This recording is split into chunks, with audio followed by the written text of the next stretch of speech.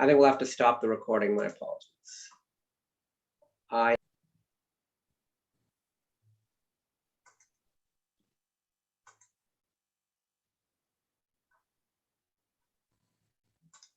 Welcome to this next edition of the Coffee Talks with Blockchain for Social Impact Coalition. I'm Ravi Srinivasan. I am on the advisory board of Blockchain for Social Impact, and we're here to continue our conversations, to chat about NFTs, blockchain, and social impact. And today with our special guest, Mike Vitez from CodeCluster in Budapest, in Hungary. So very quickly, Blockchain for Social Impact Coalition, BSIC, is a 501c6 not-for-profit organization that incubates, develops, and collaborates on blockchain products and solutions that can address social and environmental challenges across the United Nations Sustainable Development Goals. We aim to inspire, federate, and create bridges between NGOs, government agencies, foundations, impact investors, philanthropists, and technologists, including that whole global community of blockchain developers and solution providers, focusing on real-world social impact challenges across our planet. We have driven work on issues around energy production, around future cities and urban development, environmental pollution, financial inclusion, vulnerable populations. And we're most excited right now about our upcoming incubator. It will be launching shortly. It's a multi-week incubator that's pushing the boundaries of social impact and non-fungible tokens, or NFTs, which obviously have been a major topic this year. So follow the link below to register as a participant or a mentor. And on that topic, we're joined with Mike Vitez today, and he's a leading thinker and really built very interesting capabilities in the blockchain space overall to provide some thinking around the NFT space, the future of NFTs and blockchain, and how they may transform our world for the better. So firstly, Mike, thank you for your time and welcome to this conversation. Thank you, Ravi, and thank you for the opportunity. It's love to be here. So firstly, can you introduce yourself and then specifically CodeCluster, which is the digital agency and the startup studio that you have put together in Hungary and its impact across Europe? Yes, firstly, we have started CodeCluster as a digital agency. We were focusing on creating end-to-end solutions to customers as an IT software company, but we have quickly saw that our business mindset and our requirements which we need from the customers especially can work in the reverse way, and we started incubating startups. We said that why don't we do our startups and why don't we do our products, and as we have started to work as a startup studio also, not just a digital agency. And being a startup studio means that we are, let's say that we are kind of angel investors. So we are focusing on POCs and early stage startups, MVPs, and we can help them to capitalize the foundation money and the network and the IT knowledge. And we have is specialized for blockchain because you know, we are techie guys. So we saw that this is a quite interesting technology. We said, okay, we should use this because we think that decentralizing the whole internet will be the next big thing in our mind. No, that's very, very interesting. And I think I want to dive into that a little bit more in terms of the type of startups and organizations and how the impact that they're potentially creating. As you know, with BSIC's incubator this year focused on NFTs and social impact. So what are you seeing in terms of the firms that you're working with and that you're aware of, solutions that help with the development and minting of NFTs, the marketing, the fundraising, maybe some of the ecological and social impact implications? And what are your thoughts on how that market has evolved over the past year, given just all the activity that's going on? As some of you are probably aware, there's a whole NFT conference in New York that's coming up at the end of this month, the month of October, into early November. So what do you see happening in that market in particular, kind of from your vantage point? I think that generally the market is going through a cleansing process because since we had started using blockchain technology, and when I say blockchain, I don't focus especially on crypto, but there are a lot of people who says that blockchain equals to crypto, and I think that this is two things we should separate, because blockchain is just the technology. So I think that since the crypto has got into the everyday's life, since I think the biggest fever was in 2018. There was a lot of cleansing on the market, and I think it's a very good thing to do, because we need it. When we are using cutting-edge technologies, I think the first part of using these technologies, which I say the adoption part, is a very interesting one, because everybody is aiming for, okay, what should we use this technology for? Is it good? Is it bad? And this is coming from the enterprise sector till the public sector until the SMBs. And that's what I think that we are doing through with NFTs also, what we have done with ICOs before, and until we got to IDOs also, which I think that IDO, DEOs, and NFTs will be in a triangle together that can have a huge success together. And I think that we should connect these dots to in the blockchain era to do a project that can have a big impact. And I think that using blockchain for social impact is a very interesting way, because what we have seen regarding to this in the last few years, that being transparent with blockchain technologies is a very, very important thing for people who actually want to create social impact, because a lot of projects say something and doing another thing, and we think that that you can track what is done based on blockchain is the most important thing to do when it comes to create real impact, especially with social impact projects. So I think that's evolving, and I hope to do some good project that can evolve this. No, that's very interesting. Can you expound a little bit more on this idea you were talking about, the triangle, in terms of, you said, like, I think ICOs, NFTs, and IDOs, and kind of how you see that relative to, from a social impact standpoint, how that can evolve in terms of creating solutions that are actually going to have an impact to our broader community, our broader planet, especially kind of going back to those UN SDGs around pollution, around supply chain, around education, etc.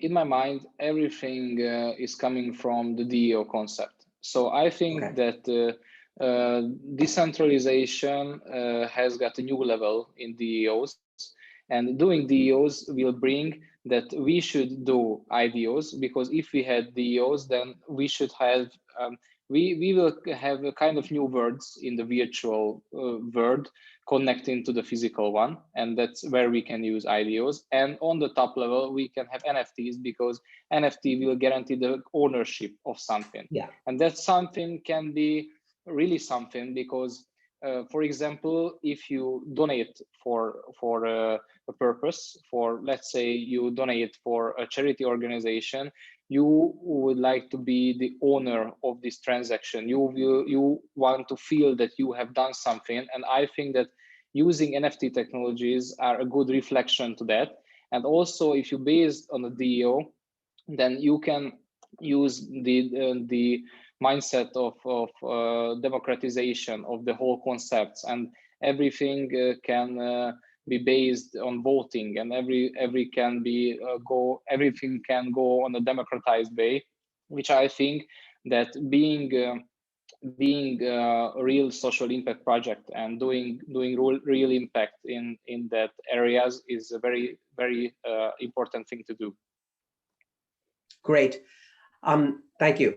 I wanted to get your thoughts now, especially given you are in Europe, on your thoughts in terms of the European market, in terms of the minting, marketing, and fundraising through NFTs, how you see that evolving in Hungary and in Europe in general, and how you see that evolving on the Ethereum platform in particular, because that's where obviously the bulk of this is happening, and kind of some of the contrast within the different countries across Europe.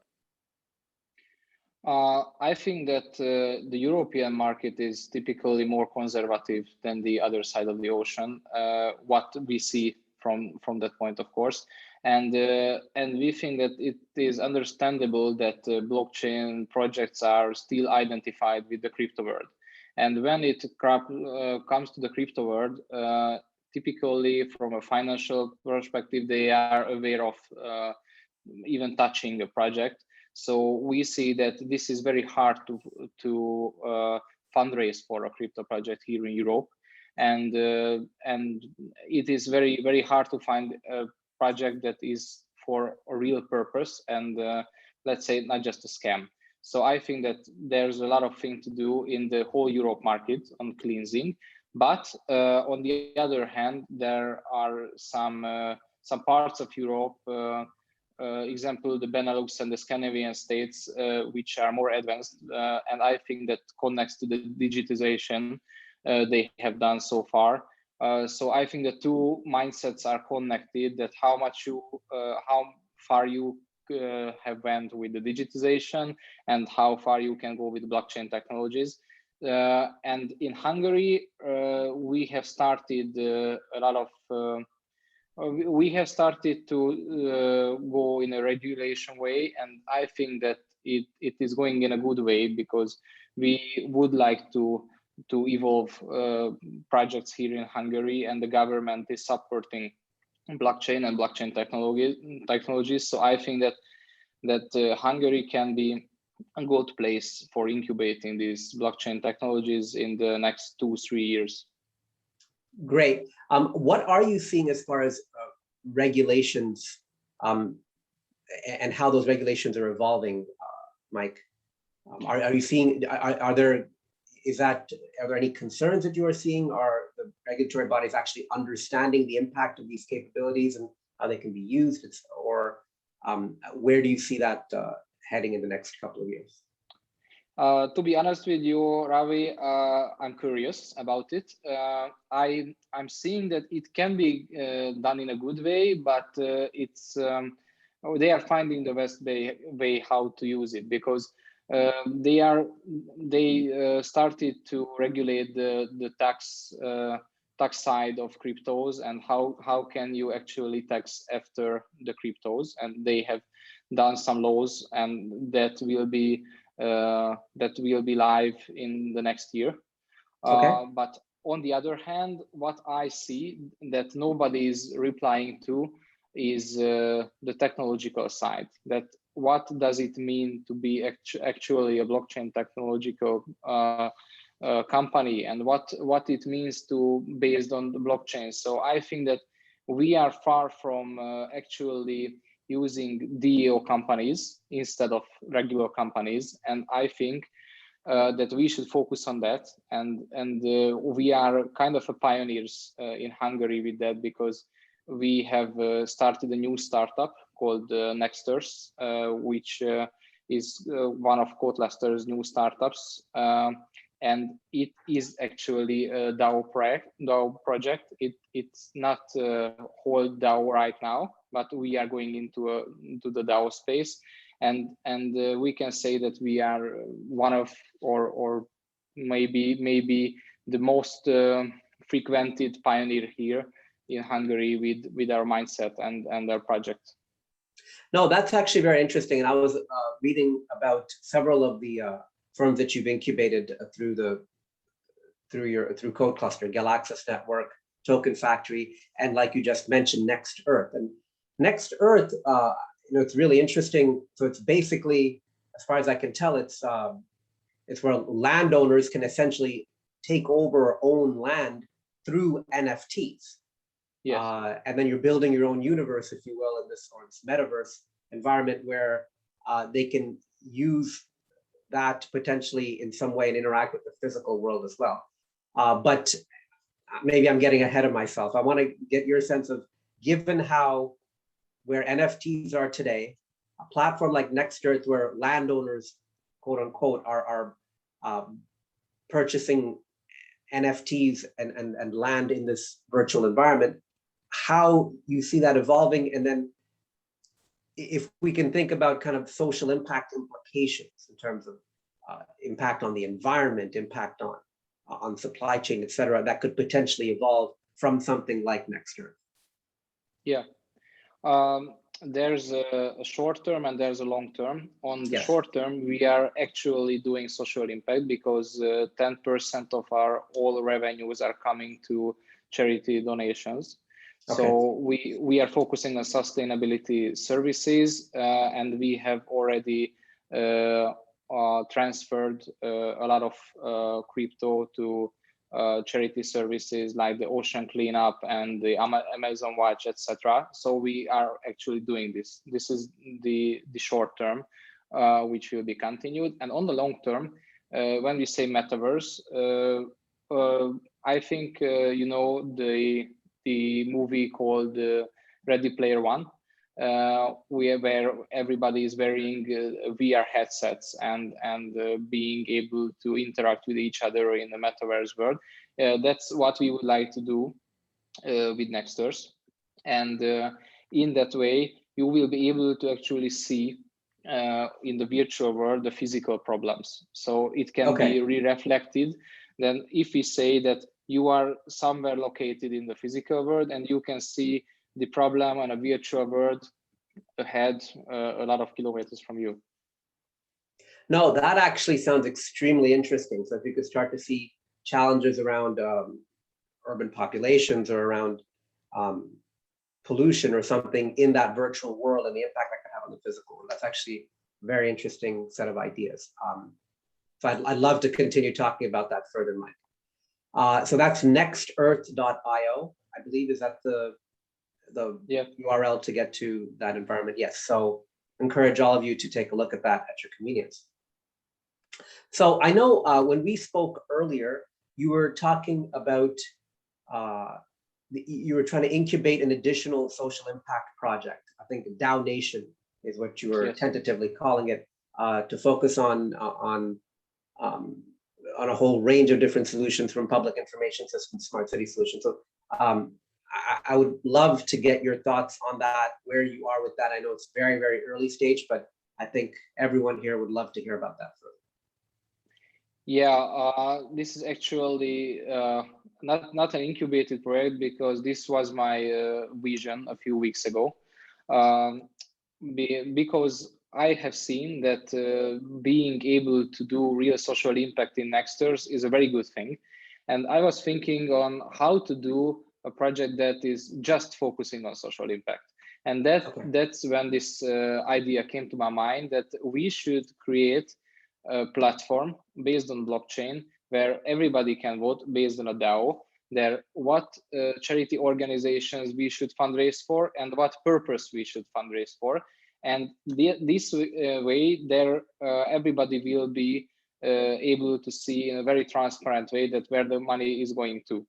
And this is the one part. And the other part, that we would like companies to join us, because we would like use the NFT technology to give back something to the people, because we would like to create a big community where everybody feels the responsibility of the need of donations and the need of charity. We say it's a charity as a service, we can say, because we would like companies to give back NFT badges or something in NFTs. Right now, we are thinking on the best ways to use NFTs from the company side, give back to people who has donated for. In that way, companies will have their responsibility also to be in the supply chain of the donations.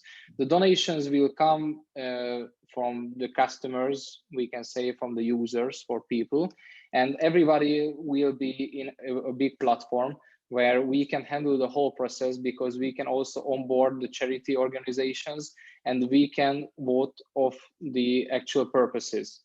So right now I'm so excited about this project, and we are starting the fundraising for the project in early November. Right now we are writing the light paper, which will be announced in a few more days, and after we will have our landing with the smart contract actually, of course, for these fundraising purposes. We would like also show that we can fundraise with that in that way for a blockchain project, because I think that's important also regarding to your questions to VCs and the European financial market of blockchain.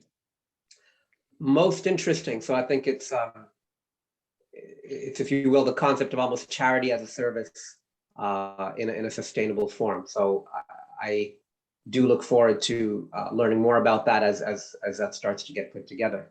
I did want to thank you, Mike, for your time today, and it was most interesting kind of learning about everything you're doing. For everyone who's watching and listening, thank you for taking the time to join us today. And don't forget to apply to the upcoming incubator on NFTs for Social Impact. That's Blockchain for Social Impact Coalition's upcoming incubator. The links to registration are below in this particular recording. And thank you again for joining us, and we will see you soon. Thank you.